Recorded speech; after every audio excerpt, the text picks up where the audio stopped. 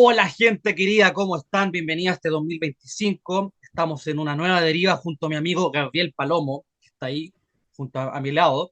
Tal. Estamos al pie del cañón. Esta es una sección nueva que estamos inaugurando, donde nos vamos a enfocar en la música.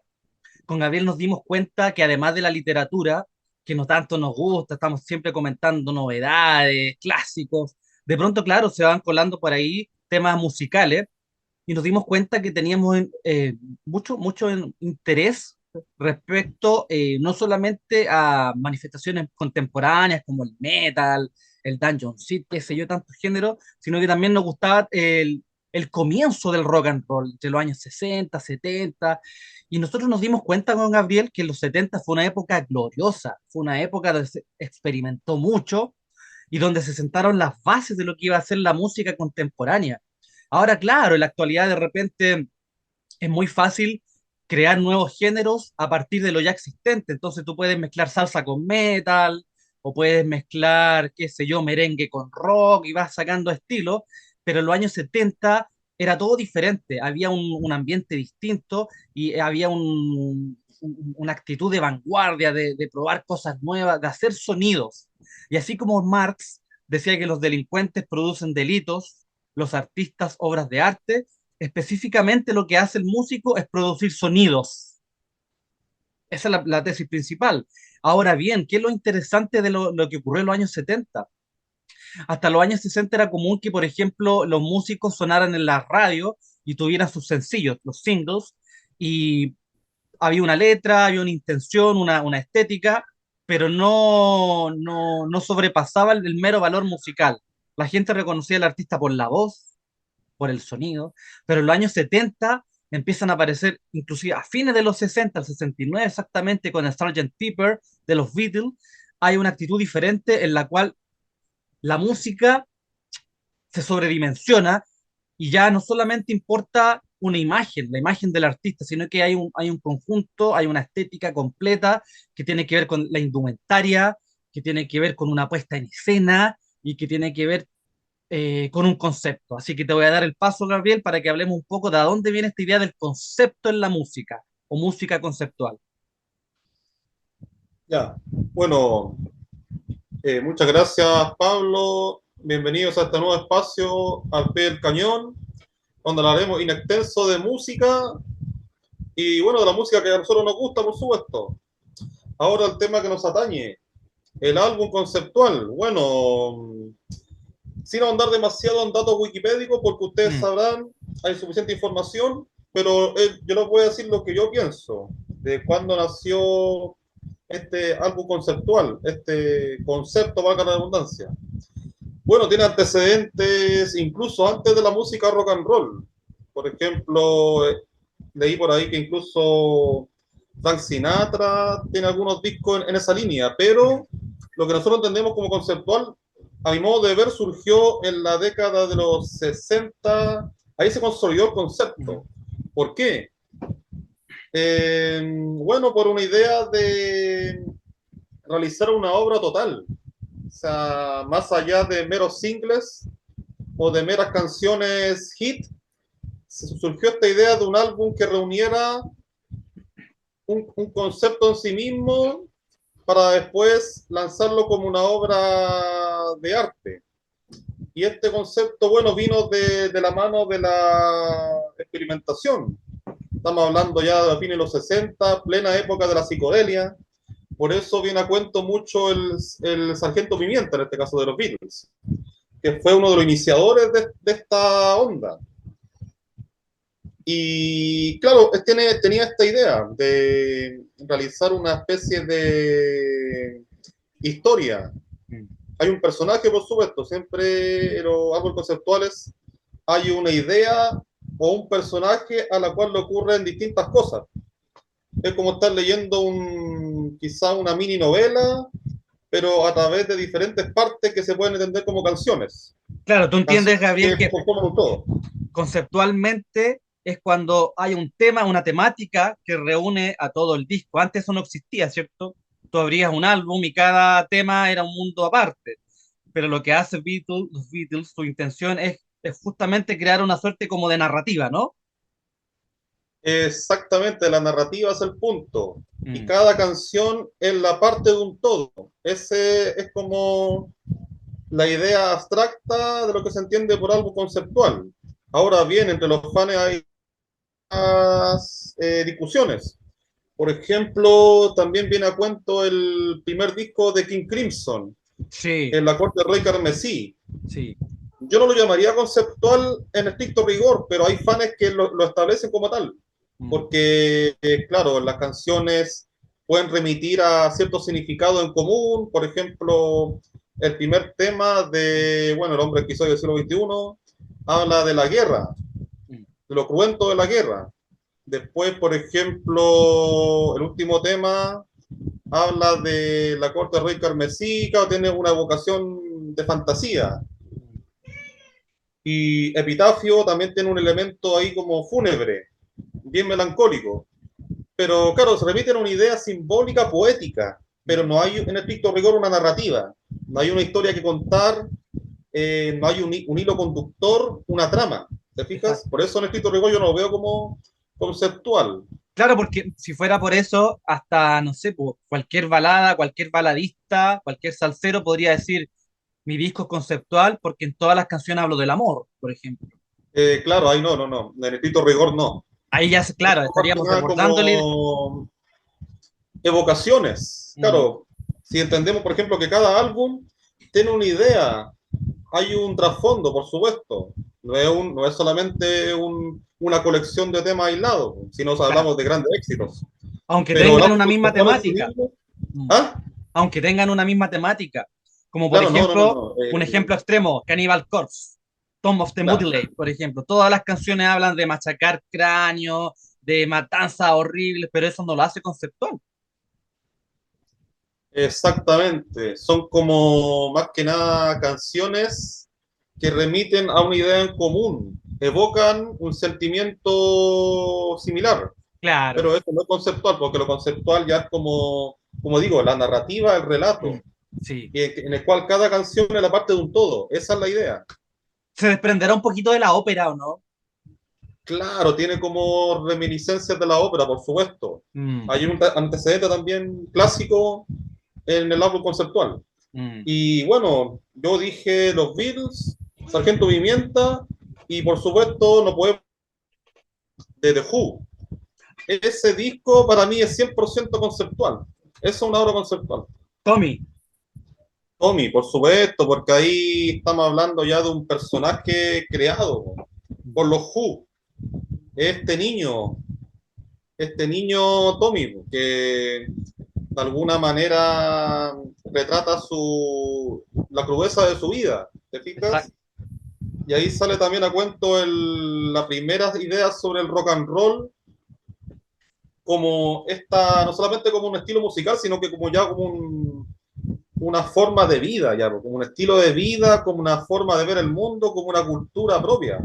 Sí. En el de Tommy queda patente eso, Mm, porque él, por ejemplo, este niño Tommy descubre en el rock and roll esta idea de esta como iniciación, esta superación de su vida, bastante sufrida, ¿te fijas?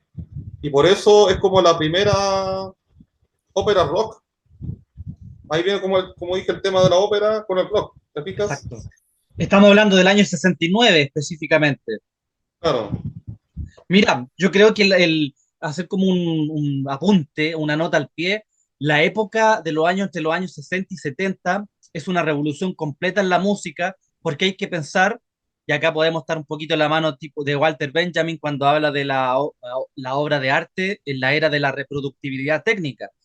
¿Qué claro. ocurre? La música generalmente estaba antes de la masificación de la radio, de los discos, la experiencia, la escucha activa estaba en los templos, por ejemplo. Tú ibas a misa y escuchabas un coro cantando, o ibas a clubes especialmente, o ibas a la ópera, al teatro. Entonces, más o menos que la música está escindida, po. Había un- una forma, había un desarrollo que está ligado al rito, al- a, lo, a, lo, a la festividad. Había por otro lado la música de cámara, ¿cierto? Que después se le denominó música clásica, donde iban los máximos exponentes, los estudiosos, y ya claro, después de los años 30 40 empiezan a salir los clubes de jazz y la música empieza a salir más a la calle, aunque evidentemente ya en la Edad Media existían estos trovadores que salían con la música y todo eso, pero en los 60 es como que todo esto, ¡boom! Todos estos caminos convergen. Es posible sacar elementos del jazz, de la ópera, del rock, entonces digamos que es un magma que lleva muchas décadas, y por primera vez una banda puede cultivar una imagen de forma popular y salir a las calles por todos lados, ¿cierto? Exactamente, viejo. En los 60 fue para mí la consolidación de la música pop como la Sí. entendemos hoy en día. Mm. Pero no pop como esa etiqueta comercial que muchos de los rockeros de la vieja escuela critican, sino que la música pop como un fenómeno de masas. Y el rock and roll viene de la mano con eso. Bueno, por ejemplo, los Beatles, sin ir más lejos. La primera banda de rock pop del mundo, Mm. porque fue un fenómeno de masas, un fenómeno masivo, que caló hondo en la sociedad y la cultura de esa época. A eso se refiere el pop. Y bueno, en los 60, como tú dices, bien se creó una confluencia de muchas variables creando un magma, claro, que después eruptó en un volcán, por supuesto. Y en los 60 también fue la consolidación del rock and roll como fenómeno pop masivo y también al mismo tiempo como una especie de revolución cultural que también experimentó más allá de sí misma. Por Mm. ejemplo, ahí surgió la psicodelia, como te digo, el rock progresivo, sin ir más lejos. Fue una sofisticación de la música en sí misma. No se limitó al rock, sino que el rock después experimentó y trascendió, Mira, evolucionó, por tanto. y ahí se da una convergencia súper interesante porque el rock, claro, en cierta forma es popular, obrero, nace en las barriadas, ¿cierto? En los suburbios londinenses, qué sé yo. Ah, Pero el rock progresivo es cuando los músicos que tenían formación musical académica empiezan a escuchar y si nosotros también queremos colaborar con algo. Entonces hay que ser honesto, el rock progresivo no nació en la barriada, nace en el conservatorio. La mayor parte de los músicos que componen las primeras bandas son tipos con formación musical y se nota desde un primer momento. Entonces, fíjate que no solamente convergen los estilos, las formas de producción, sino que la academia con la calle, con esta actitud contestataria, rock and rollera, claro, psicodélica, como justamente fue una especie de sinergia que no fue entre la forzada. calle y la academia, justamente. Mm, Eso fue el rock de los 60. mm. Bueno, sin ir más lejos, los Beatles. Bueno, ahí está la pugna eterna entre los Beatles y los Rolling Stones. En este Sí, caso, Liverpool es como un barrio un poco más popular. En cambio, los Rolling Stones no, pues fueron como un barrio más sofisticado. es como San Miguel con Providencia en Chile, ¿no? Claro, justamente San Miguel con Providencia. Mm, Y bueno, los Beatles hicieron este como enganche entre lo masivo y después la sofisticación intelectual. Y bueno, el rock mismo, por supuesto, tuvo un origen bastante, ¿cómo decirlo?, de barrio, barrial, o de suburbio o de márgenes. Bueno, sin ir más exactamente. lejos, viene la mano de los negros, con el blues, La el música jazz, negra, el soul, soul, de ahí la viene. música que se siente del Después, alma, esto lo tomaron los estadounidenses y lo tomaron los ingleses sobre todo, los ingleses. Y ahí hicieron todo este cambio, esta revolución en lo musical y lo estético. Bueno, ahí también, Gabriel, hay que reconocer que en ese momento la industria musical inglesa estaba en su apogeo, en máxima cumbre. No es que, a ver, todos los países en cierta forma tenían sus músicos muy buenos, pero las mejores condiciones materiales para poder crear un sonido definido con buenos ingenieros, con buenos estudios, es Inglaterra. Estados Unidos siempre es un poquito más atrás, me da la impresión. Y otros países como Exactamente. Alemania, Italia, estaban tratando de replicar un sonido, pero no tenían probablemente ese mismo impulso de marketing, de llegar a a las radioemisoras, de poder difundir la música a través de las revistas. Estamos hablando en una época en donde no existía internet, no había nada. ¿Algún apunte más sobre The Who y Tommy antes de que pasemos a la siguiente? Bueno, que para mí fue como la primera ópera rock con todas sus Mm, letras. mm. Para mí un disco fabuloso en ese sentido y de hecho después se llevó a película. Algo que después hicieron también por ejemplo, los Pink Floyd con The Wall, pero estos son los, por supuesto, mucho antes. Así que en esa idea de ópera rock, los Tommy, o sea, Tommy de los Who. Maravilloso. Bueno, todavía podríamos tener a los Beatles, pero para mí como que con Tommy se consolidó Mm. ese concepto de ópera rock conceptual. Oye, Gabriel, y esa cuestión de hacer como una ceremonia en el escenario, de romper los instrumentos, ¿son tejulos originales o habían antes Sí, como que los Who popularizaron eso, pero también parece que las rabias? habían otros que hacían lo mismo, MC5 Ya, parece. ya, ya, MC5, ya, ya, pero no ya, para la misma época. ya. Están todos Pero más o menos los cerquita. Who, pero los Who lo popularizaron, porque era Ya. más masivo. Mm. Claro, y otro punto también a tener en cuenta que hasta el momento no hemos llegado al rock progresivo. No, Porque estábamos hablando de Beatles, rock clásico sí. y Tommy, Y ahora vamos de con David Who, Bowie. Vamos con David que en este Bowie. caso, así vamos para allá también. Pues, Mm. los Who no son rock progresivo como tal. Pues, o sea, No. es como, podríamos decirlo como rock, hard rock clásico. A pesar de tener al Tommy como algo conceptual, aún así lo califica como progresivo. Vamos para allá, vamos para allá.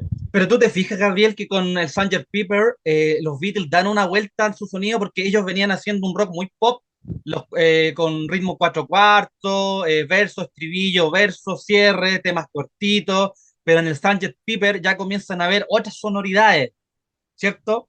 Claro, yo diría que con el revólver, Sí, el pero Revolver ya es el disco ya máximamente psicodélico, pero con el claro, Sgt. Pepper, pero aquí como que hubo aún mayor sofisticación. mm, Y claro, lo interesante es que estamos hablando más que de fenómenos de vanguardia quizás, po, mm, pero el epíteto de rock progresivo vino un poco después. sí, Es exactamente. interesante ese debate. ¿Eh? Podríamos hablar de un proto progresivo, Claro, justamente. los primeros elementos, ¿cierto? Sí, bueno, claro, sí. Pero eso viene después, ya los 70 se consolida, bueno, en Crimson, iniciadores, pero después los 70 se desarrolla aún más. Ya lo vamos a ver. Vamos a comentar el santo grial, para mi gusto, del rock progresivo. Después voy a decir por qué. Bueno, hay una banda, un artista, mejor dicho, que es David Bowie. El año 72, su quinto álbum es el The Rise and Fall of Ziggy Stardust and the Spider Además, from Mars. Te fijas que ya hay una intención similar al Sgt. Pepper de hacer un título largo, que fuera más largo de lo común, eh, claro, y viene esta puesta en escena de crear un personaje, este extraterrestre exactamente. andrógino. Entonces yo te voy a contar la historia de que están unos chicos escuchando que quedan 5 años para que el mundo se acabe y va a venir un extraterrestre a salvarnos, va a ir un nuevo Mesías. Y aparece David Bowie con una estética súper estrafalaria. Muchos dicen que inspirado en el teatro kabuki. De hecho, él se asesoró por un japonés para hacer su peinado. Entonces, él viene a hacer una estética. Él dice, el que sale al escenario no es David Bowie, que ya era un seudónimo. Es un personaje con su propia forma de ser y con su letra.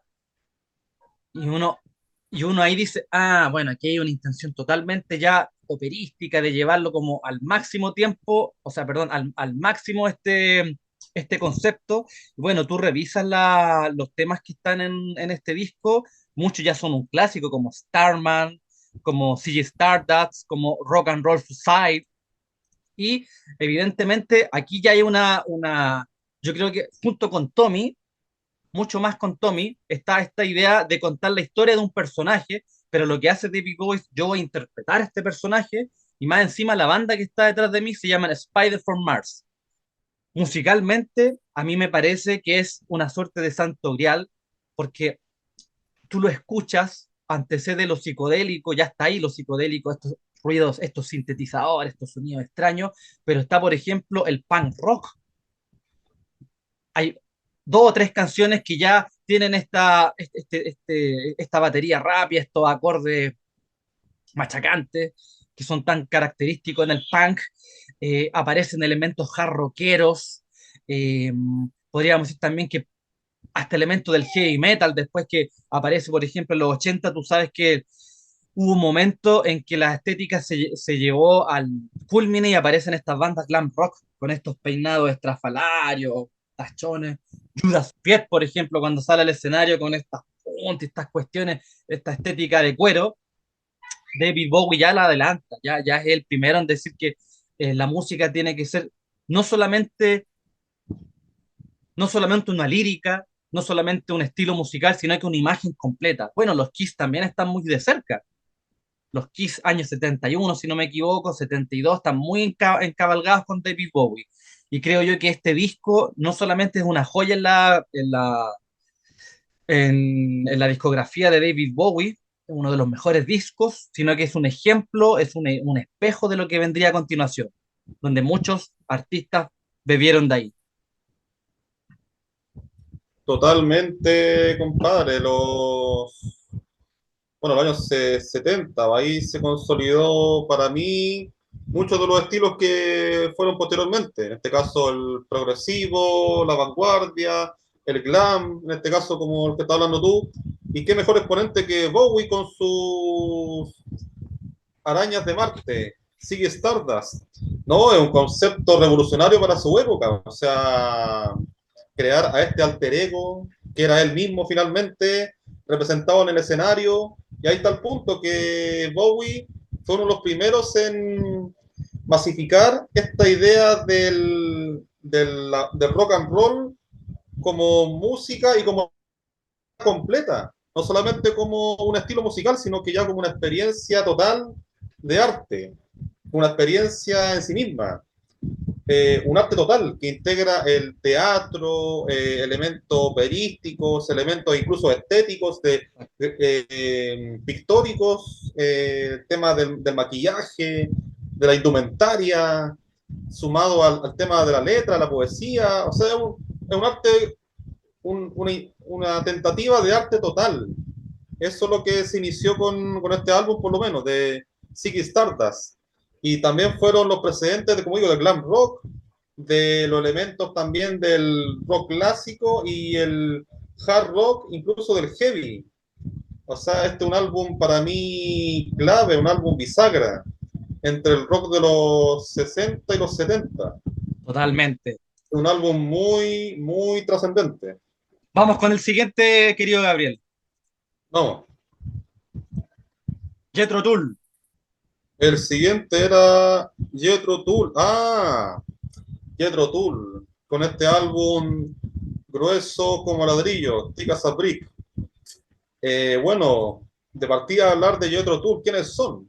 Mm. Bueno, Jethro Tull vendría siendo, dentro de nuestro visionado, los primeros en ser catalogados como rock progresivo. ¿Por qué? Porque Jethro Tull ya, al estar embarcado ya en el rock de los posteriores a los 70, ya cataloga como prog rock porque combina elementos de estilos. O sea, está el rock clásico, Sí, la inclusión de la flauta, en este caso de la mano de Ian Anderson, eso es fundamental con el sonido de Jethro Tull. claro. Rompe la triada que es bajo, batería y guitarra. Claro, eso ya hay una innovación ahí. En este caso, Sí, al incluir la flauta, bueno, él mismo dijo de hecho que la flauta era como un instrumento de rock and roll. O sea, hay una experimentación ahí que a nadie se le habría va ocurrido. más allá, por supuesto, del clásico formato rock. Así que, ¿por qué sería en este caso Tika Sabrik un álbum conceptual? Bueno, porque cuenta una historia, recordemos eso. Hay un Sí. relato, una narrativa que se desarrolla a lo largo del disco Mm. y trata, bueno, también crea una historia ficticia. Incluso ahí en la portada sale como un diario, una noticia ahí de un niño superdotado, algo así. Mm. Y se cuenta su historia, bueno, en este caso, y en cada canción, bueno, estamos hablando de dos grandes temas dentro del álbum. Es como, tiene también la estructura clásica de rock rock. Pues. Mm. ¿Por qué? Porque son temas largos, se desarrolla como una suite. La suite es como una canción larga que tiene diferentes partes. Exacto. Por sí mismo ya es como un tema que cuenta en sí mismo ya una historia Mm. dentro del álbum. Hay una unidad. Claro, eso es lo que ya se desarrolla después en otros discos de otros grupos.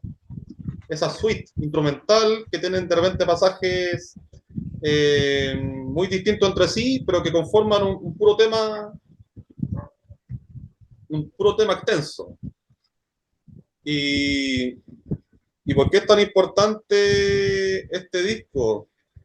Porque de hecho, lo que yo leí al respecto es que Ian Anderson pensó en una parodia respecto al álbum progresivo, de rock progresivo conceptual me refiero. Burlarse un Podríamos poco. decir incluso Mm. que tiene como una intención quijotesca.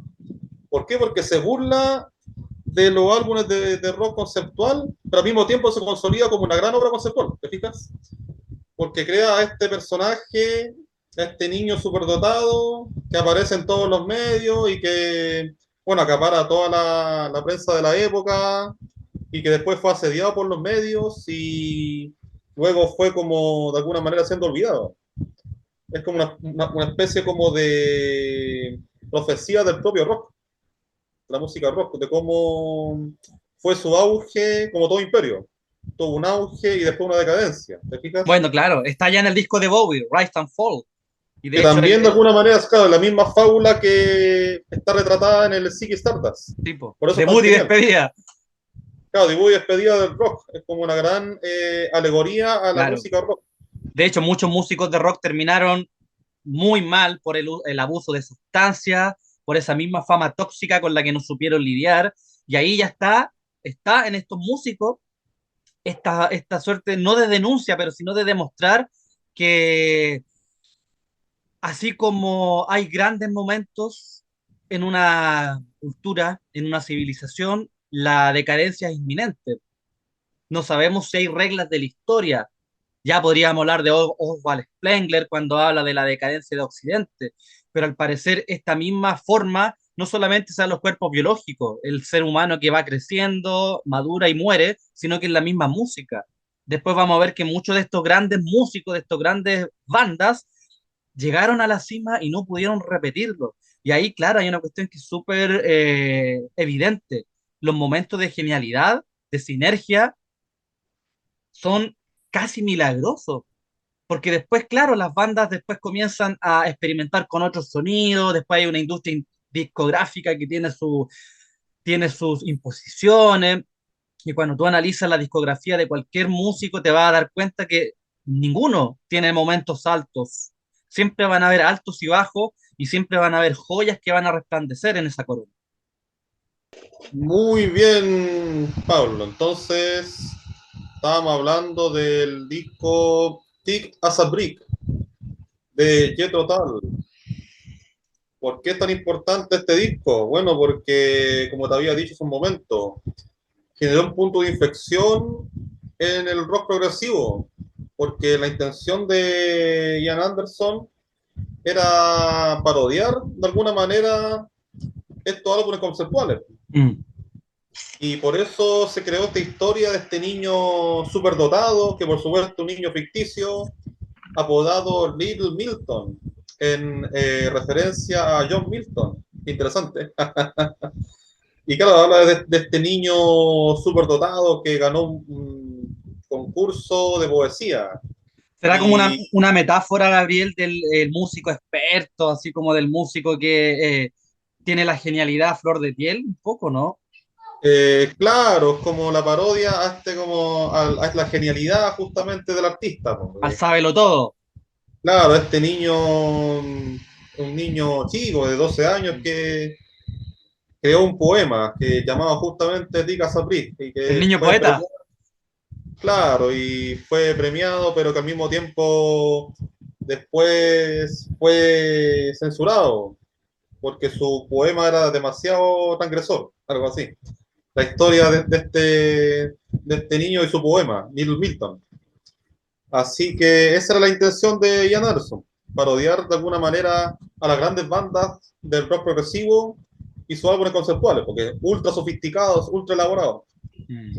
Y bueno, tuvo al final un efecto bastante paradójico, porque al burlarse de estas bandas y sus álbumes, terminó siendo asimismo un gran precedente del rock progresivo y sus ideas conceptuales. Mm. Mira, yo creo que si hay un santo grial de la música del rock progresivo,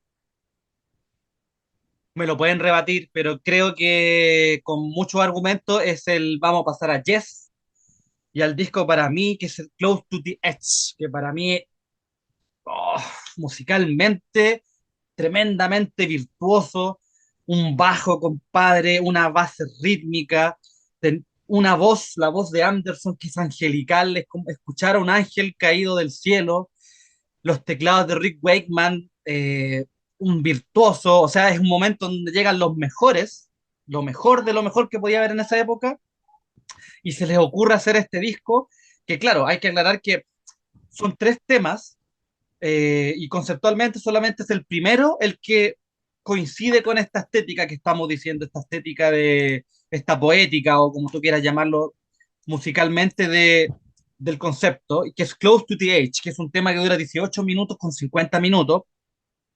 Es un tema que tiene cuatro secciones. Eso ya lo habíamos hablado, esto operístico de una introducción. Bueno, de hecho la música parte el disco con un sonido de un ruido, un río, perdón, y se empieza a escuchar la naturaleza. Y el disco, igual que un ciclo, igual que un loop, termina de la misma forma. Y compadre, el arranque está todo aparecen unos, es como el caos, es como la formación del mundo, aparecen un bajo sincopado, un teclado que está como luchando, eh,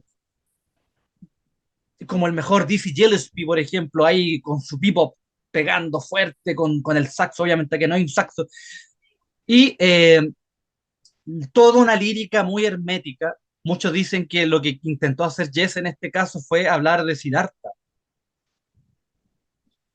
Como bien sabemos, Siddhartha fue novelizado por Hermann Hesse, donde él habla como de este hombre que vivía en un palacio, que creía que todo el mundo era material, todo era sensual, y de repente ve un hombre que está muriéndose, un hombre enfermo, empieza a ver muchas cosas y sale en este camino de búsqueda espiritual.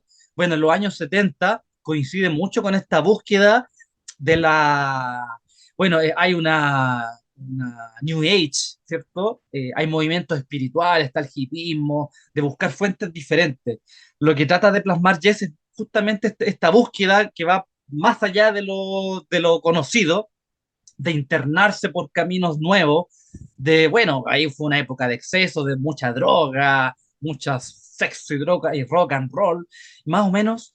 Es lo que intenta plasmar, como decía yo, Jess, pero lo hace de una forma magistral. Yo, hay momentos en que te recuerdan, por ejemplo, el bajo de Hot Chili Pepper, ese bajo bien punzante. Hay secciones musicales que nos recuerdan, por ejemplo, el Sting de los años 80 con The Police. Esta voz como muy, muy finita, muy melódica. Pero hay otros pasajes donde literalmente la música se transforma en un caos, en un torbellino. Es una montaña rusa. Yo creo que, mira, una de las canciones, uno de los temas que me hace llorar a mí, pero no porque cuente la historia del típico del muchachito que se enamora de una chica, no, me hace llorar por la perfección, por las cumbres que se alcanzan, y llega un momento en que musicalmente ellos te toman y te dejan así como flotando en una nube y tú empiezas a escuchar la música, esos órganos que te ponen la piel de gallina, y después bajas. De hecho, el disco, cuando tú ves el trabajo artístico, el álbum es una foto verde con tonalidades oscuras, y esa es la portada del álbum. Pero tú cuando abres el disco, aparece un dibujo hermoso de una cascada. Y eso a mí también me gusta, una inversión. Es como decir, el que pagó va a tener derecho a ver nuestra portada fabulosa. Hay una inversión ahí de lo llamativo. Y el que mira por fuera del disco, claro, va a ver solamente las letras de la Yes, Close to the Edge y el fondo verde. Y a mí también eso me parece que fue muy innovador, partiendo por ahí. Eso, mi querido Gabriel. Yo le pongo todos mis puntos a este disco. Creo yo que es el santo grial del rock progresivo. Conceptualmente hay otros álbumes que son más desarrollados, que tratan más una temática narrativa, pero musicalmente creo que está en el filo de lo mejor, de la perfección. Sí, totalmente, yes. Creó un precedente. O sea, fueron como las piedras angulares del rock progresivo de los 70. Bueno, junto con, también a mi gusto, un disco genial, que Mm, hay que mencionarlo sí o sí, Tarkus de Emerson Lake and Palmer. mm, También tiene una similitud con Close to the Edge. ¿En qué sentido? Porque también hay un puro tema que es una suite que tiene mm, diferentes partes y cuenta una historia. Vendría siendo como el tema conceptual por antonomasia y por excelencia.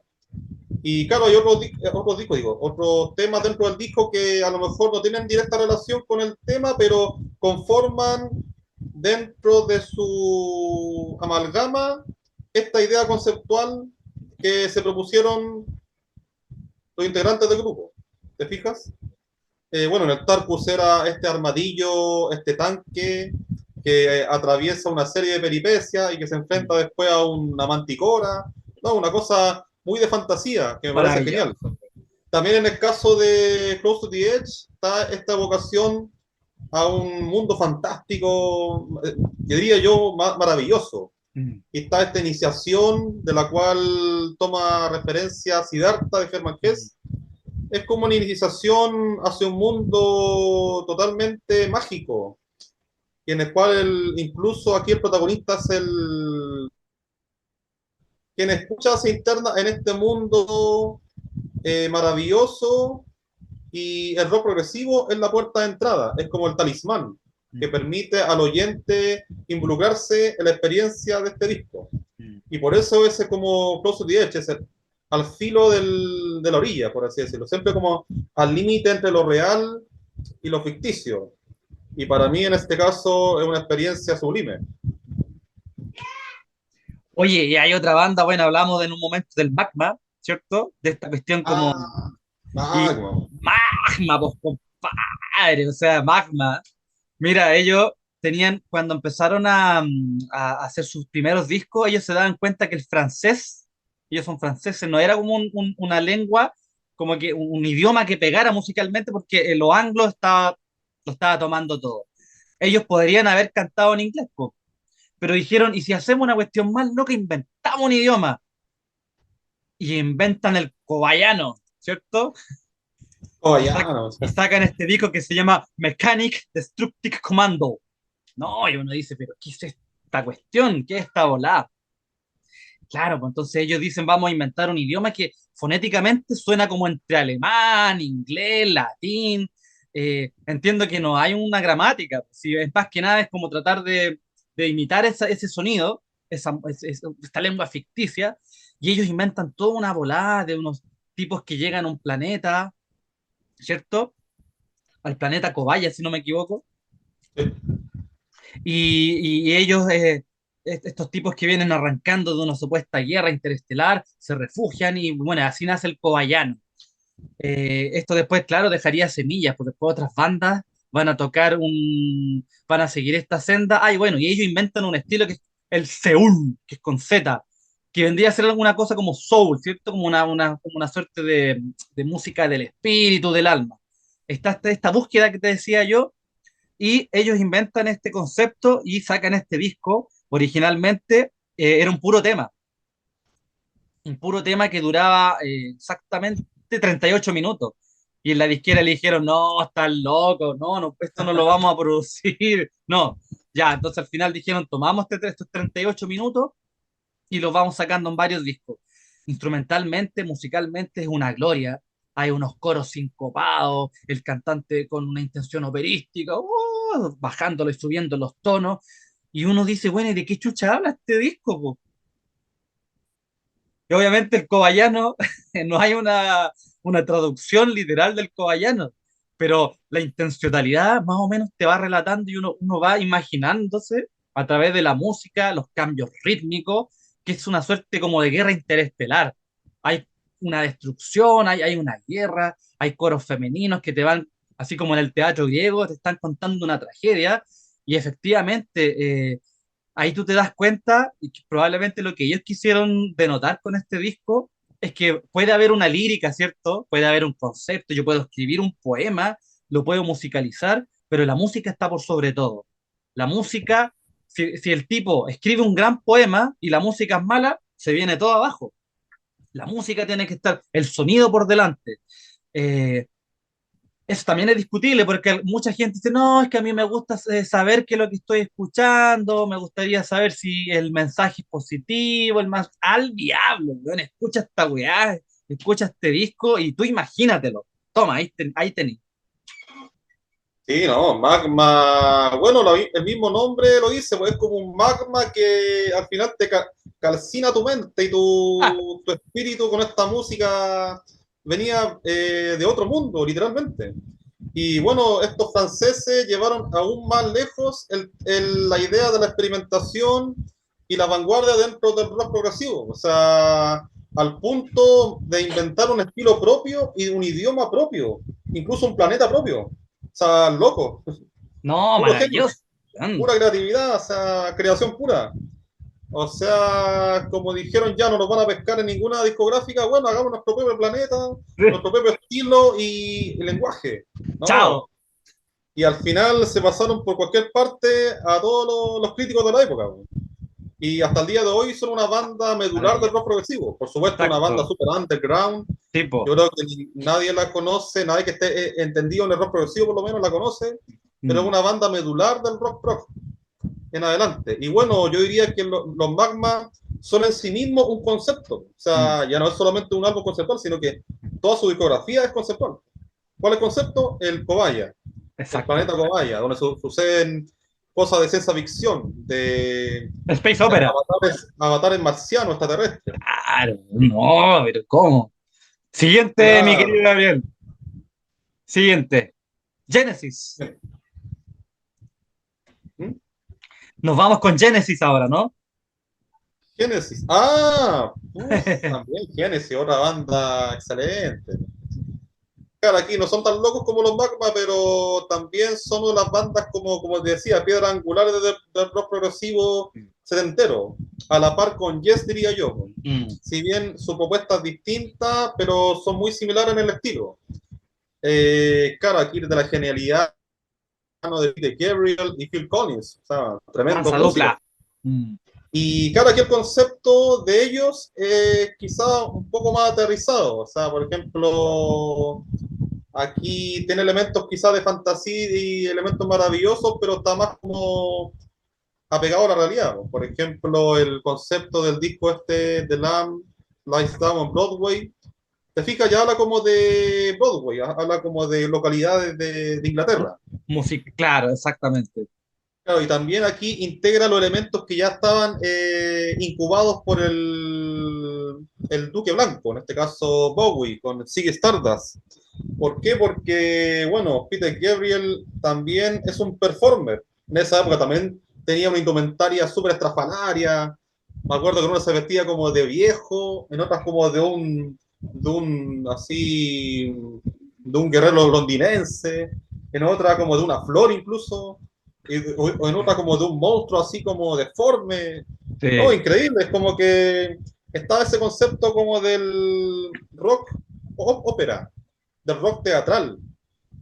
Ese era el concepto de esa época. Y de la música llevada a su sofisticación máxima, Y al exceso, al exceso. al exceso ya de la forma y la sofisticación pura.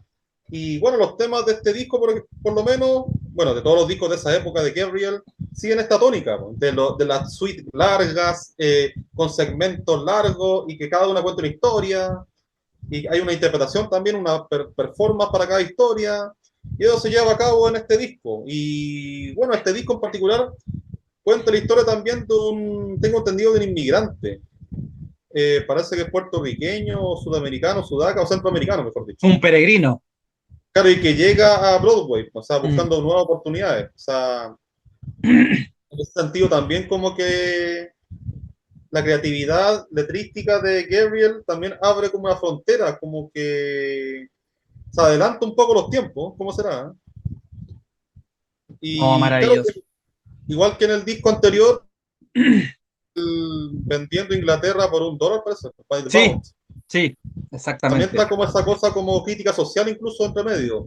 Si bien está la sofisticación, que pareciera como de repente desapegarse del mundo real, pero no, la letra de Gabriel, y la idea de fondo siempre es como hacer una crítica a la realidad vivida en esa época, los 70, pero sin dejar de lado, por supuesto, el elemento como pomposo, majestuoso de la música y de la teatralidad. Bueno, otra banda, vamos a avanzar con el siguiente. Una banda, nos vamos a Italia.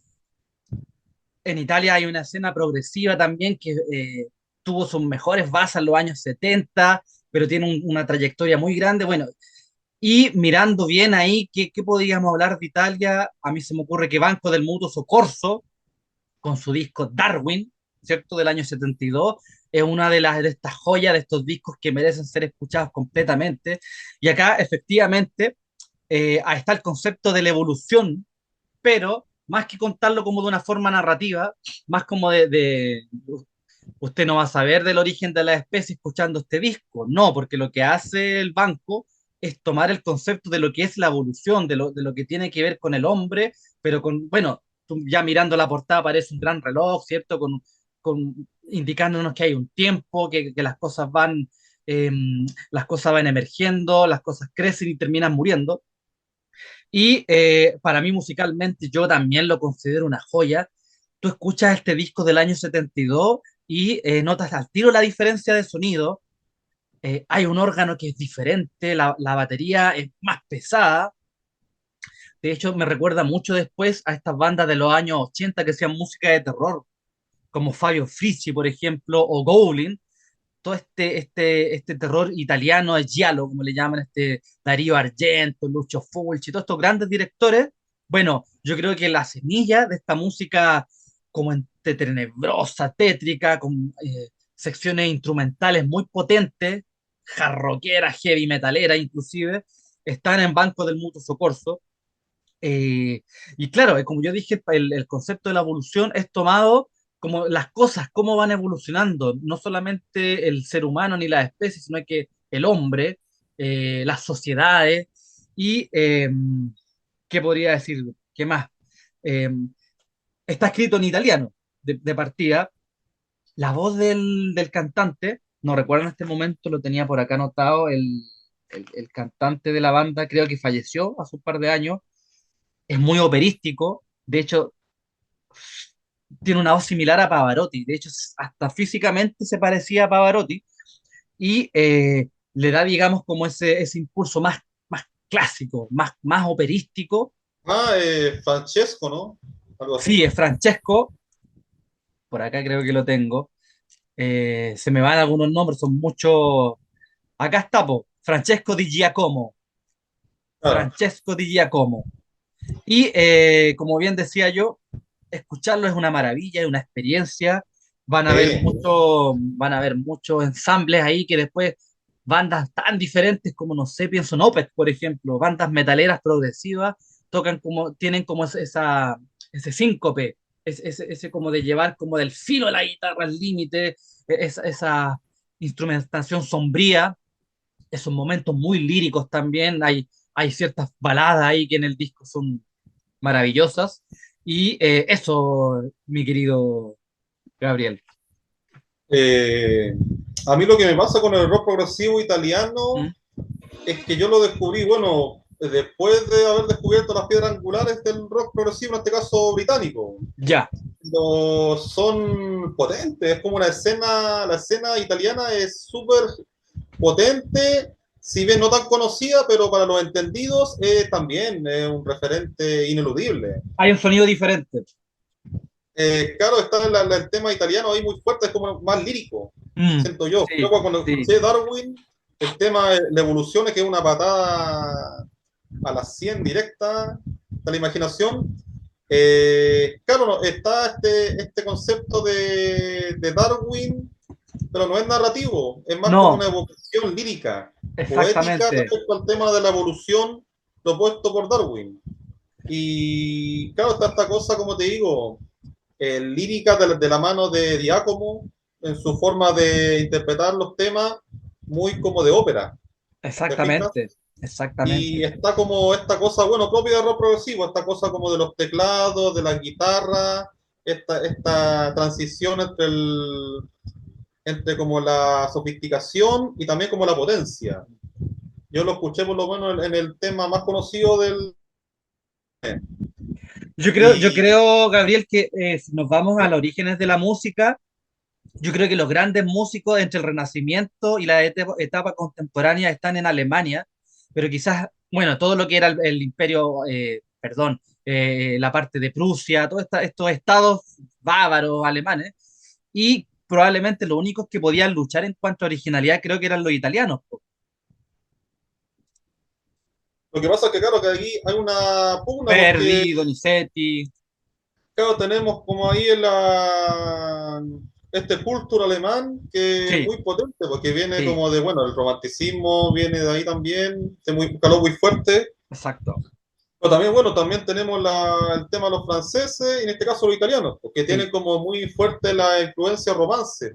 sí, Por eso es muy exactamente. distinto el estilo de ellos. Como que bebe directamente, como tú mencionaste bien, de las fuentes de la tragedia griega, Sí, de pues estos coros, totalmente. del tema Sí. como... Grecolatino, lo Claro, teatral, de el ahí teatro viene. griego, la épica romana. Claro, como muy catártico de repente los pasajes como de interpretación, por lo menos del disco y de la banda en sí, tiene como ese elemento, como de la catarsis griega. Y tú fíjate que cualquier estilo musical, romántico, balada, metal, cuando tú vas a Italia, el nivel siempre es alto. Es raro encontrar un músico malo italiano. O sea, los tipos hasta rapeando son buenos, po. Y ahí tú te das cuenta cuando hay una herencia cultural, artística, musical, pues, ¿cachai? Tú te das cuenta al tiro. Claro. Los tipos son Ahí todos buenos. podríamos hablar justamente de influencia latina, no como lo mal entiende el Mm, concepto comercial de música latina, que es una basura. Ahí viene realmente la influencia latina, de ahí, exactamente. el tema romance, de ahí Sí. de cómo influyó en la música italiana, justamente, francesa, y después también en la hispanoamericana. Vamos con el siguiente, Gabriel. Aphrodite Child, 666. Ah, justamente Aphrodite Child, sí, yo quería mencionar ese disco. Claro, Aphrodite Child, lo que pasa con esta banda es que es como la transición entre las bandas psicodélicas y las bandas progresivas. Porque si tú te fijas, Aphrodite Child, bueno, algunos de los discos más menos conocidos, pero más sofisticados, el 666, que hace referencia, como tú sabrás, al número de la bestia. Quizá puede ser un precedente de Maiden, pero claro, el sonido no es heavy, pues, es un sonido más como tirado a la psicodelia, como te digo. Y claro, como que tiene elementos de Procol Harum, pero también está la sofisticación conceptual de las bandas de prog rock. ¿Te fijas Oye, como ojo, la transición? ellos son griegos, Claro, el sí, es la banda de Vangelis, tengo entendido, ¿sí? claro. Justamente estábamos hablando greco-latino. Demi ¿Te fijas? Rousseau, Demi Rousseau y Vangelis, pues. Exactamente, pues ellos son griegos. Ahí No sé qué. está un punto bastante considerable. Mm. Y además que, bueno, es interesante que estos griegos hagan una alusión al Apocalipsis de San Juan. Hay un nexo ahí como con la cultura judaica, podría decirse, como la hebrea. De hecho, el Apocalipsis se escribió en Patmos, una isla griega. Ah, Es lo que dicen, que San Juan habría escrito el Apocalipsis en Patmos. Entonces, obviamente, lo apocalíptico para los griegos es como el folclore mismo. claro, es prácticamente como está como en los prolegómenos de su cultura, como el acto fundante. Va de la mano del acto también escatológico, ¿te fijas? Exactamente, Y exactamente. aquí, bueno, en este disco ya a nivel musical están estos elementos, sí, hay mucho como elemento como vocal, sinfónico sobre todo, muy fuerte. ¿No? Quizá no estaba como un elemento tan heavy, pero ya habían elementos de rock clásico y también como de esta cosa experimental, muchos pasajes acústicos y también como atmósferas que daban cuenta como de estas cosas tenebrosas propias del fin de los tiempos. Exactamente. Y también como letras herméticas, porque aludían por supuesto a pasajes bíblicos. Me parece muy interesante. Claro, tenías también quizá en ese disco mucha influencia de Génesis, porque recordemos que Génesis también en sus orígenes tenía como estas reminiscencias bíblicas, así que un disco muy adelantado a su época, también a mi modo de ver una joyita que influenció el prog rock de ahí en adelante. No, y me pareció genial esa referencia, el hecho de que ellos sean griegos y hagan alusión al Apocalipsis de San Juan. O sea, ahí está la influencia greco-latina, la confluencia, porque se sucedió en esa época, entre la cultura greco-latina y después lo que sería la cristiandad. Claro, y Medio Oriente. Bueno, y vamos a terminar con otro disco que para mí también está como entre mis favoritos. Rush, esta banda canadiense. Nos vamos a Canadá ahora. También Canadá Ah, es un país que ha dado muchos buenos artistas. Y es 2112 o 2112, ¿cierto? 2112, fíjate, teníamos 1984 con George Orwell, así como una cifra malévola. Tenemos 2666 con Roberto Bolaño, pero antes de eso, entre medio, está 2112, Ratch, ¿cierto? Sabes que indagando un poco sobre la temática del disco, se habla de una época donde hay un totalitarismo, ¿cierto? Es muy orwelliano, como bien decía yo, claro.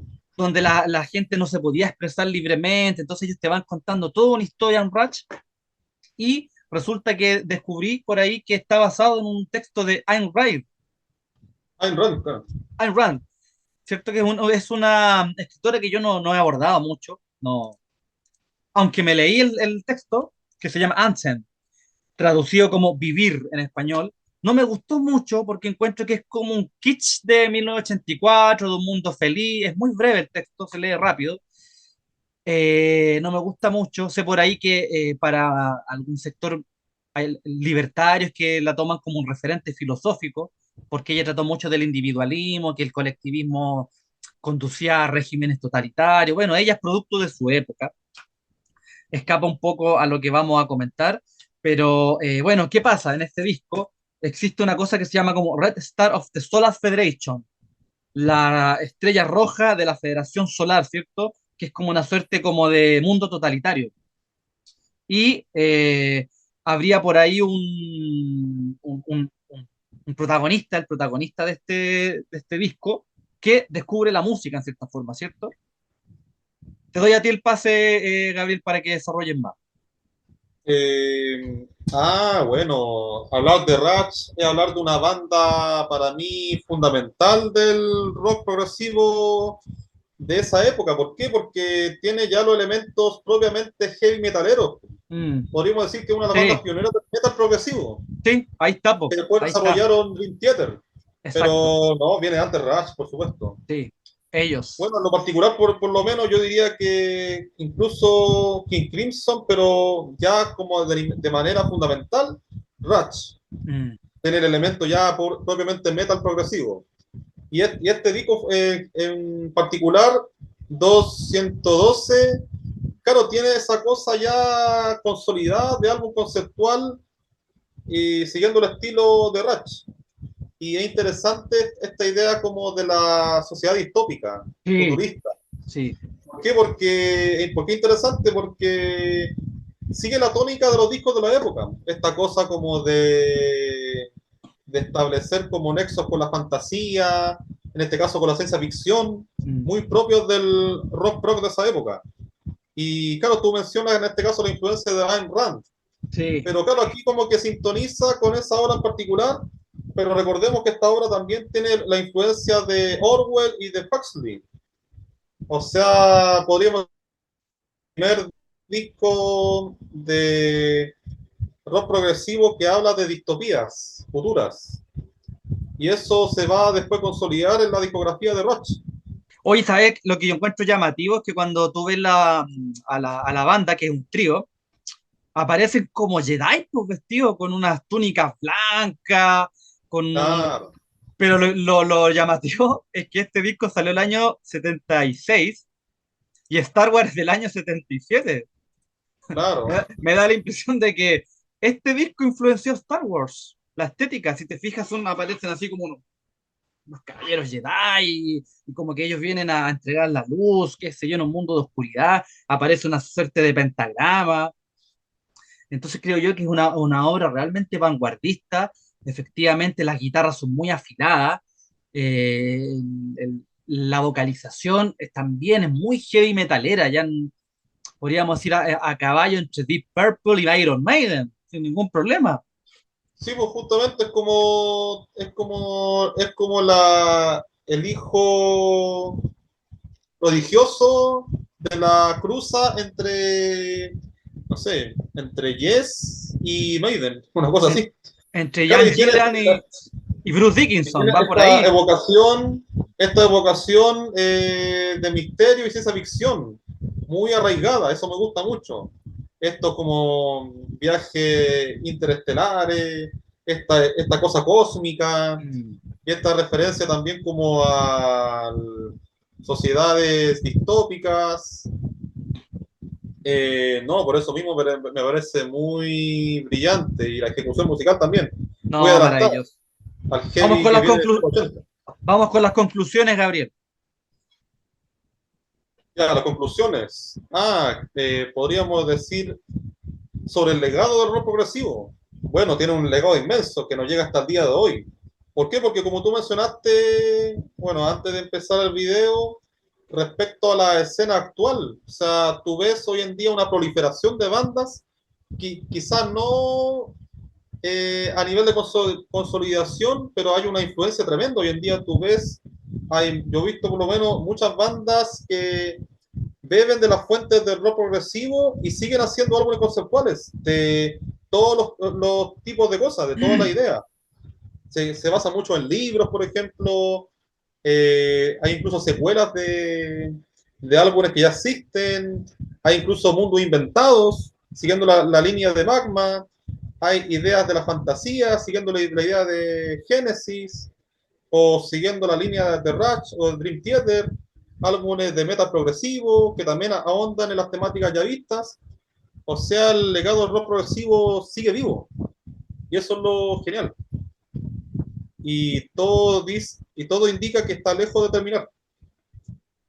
Eso, Pero eso. claro, quizás a nivel como de conocedores, o sea, porque no es una música que llena estadios, o No. sea, quizás las grandes bandas sí, pero por lo menos los herederos son todavía a nivel under, pero Yo lo que, está sí. dándose legado. Me gustaría hacer claro el hincapié. La música pasó a ser parte íntegra de nuestras vidas, está en todos lados, te pone un dispositivo, tienes Spotify, está en todas partes. La música es inmersiva. Por ende, tú puedes usar la música para trabajar, para salir a trotar, para leer un libro, pero la diferencia del rock progresivo y de estas bandas que hemos ido revisando es que requiere una escucha activa. ¿Te fijas? Hay una experiencia de sentarse, ya, no voy a hacer ni una cuestión, me voy a sentar a escuchar música. Por eso no es tan popular. Por eso, porque implica que tú vas a tomar el disco y lo vas a escuchar completo de comienzo a fin. Y estamos hablando entre 40 y una hora, entre 40 minutos, 38 minutos, que era más o menos una duración media, a una hora. Entonces, por eso cuesta tanto para el oyente actual apreciar esto, porque no se involucra, pues no, yo voy a estar saltando la cuerda, voy a hacer cualquier cosa escuchando la música. No, compadre, siéntate, escúchala, disfrútala. Esta música fue concebida para ser escuchada ya sea en vivo o en formato vinilo, ¿cierto? Tú te comprabas el vinilo, Ah, lo ponías, te sentabas y escuchabas, es una escucha activa. Hazlo, hazlo, sí. Y bueno, probablemente si tú eres un viejo rockero y no te hemos dicho nada de lo que tú ya no sabías, al menos te va a refrescar algunas cosas, vas a volver a tu viejo disco, lo vas a desempolvar y lo vas a escuchar. Gabriel, nuestro proyecto es seguir adelante, nosotros queremos seguir hablando de música, nos encanta esto. bueno, para cerrar, sí, totalmente de acuerdo. Y escuchar rock progresivo en esta línea es vivir una experiencia así de simple. Es como ir al recital de rock progresivo, sentarse y escuchar la música, ver la performance, interpretar la letra. En el caso del formato, a mí me encanta el formato vinilo, pero sobre todo el disco. Mm. Debería perseverar ese formato. ¿Por qué? Porque hay todo un arte detrás. Uno abría el disco, leía la letra, contemplaba la portada, que eran obras de arte, por supuesto, dibujos, pinturas, hechos por artistas excelsos. O sea, es un arte total, como te decía. O sea, el rock progresivo aspira a eso, a hacer una experiencia de arte completa, a crear una catarsis en el espectador, en el oyente, y una especie de alquimia, podría decirse, interior, a través de estas obras de arte. Por eso invito a los nuevos oyentes a meterse, a sumergirse en el rock progresivo y verlo ya no solamente como un estilo musical, sino que como una experiencia total de arte, una experiencia en sí misma. Eso, gente, si llegaron hasta acá, denle like, suscríbalo, compártalo. Queremos que esta cosa crezca, no queremos tener 50 espectadores, queremos llegar más allá. Comenten, pongan ahí qué les pareció, qué cosas les gustaría que ahondáramos más. Nosotros estamos para ustedes. Así que eso, gente, muchas gracias. Hasta un próximo al pie del cañón y adiós. Eso ha sido todo, amigo Rummel. Y por supuesto, oyentes, síganos y por supuesto con otro al pie del cañón. ¡Viva el rock!